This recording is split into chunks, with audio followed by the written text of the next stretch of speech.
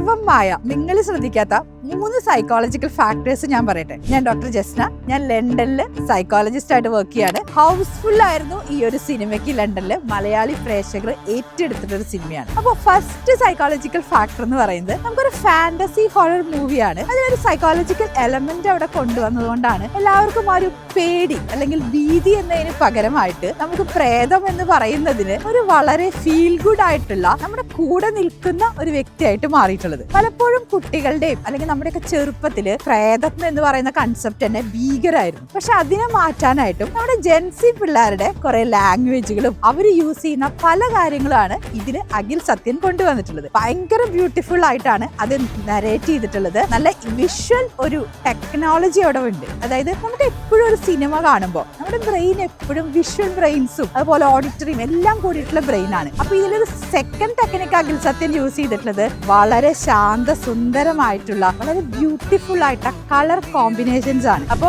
മൂന്നാമത് ഒരു ബോണസ് കാര്യം ഞാൻ പറയാം. നിവിൻ പോളിയുടെ ഒരു 100 crore സിനിമയാണിത്. അപ്പൊ ഈ ഒരു സിനിമ വളരെ ബ്യൂട്ടിഫുൾ ആണ്. വാച്ച് ചെയ്യുക.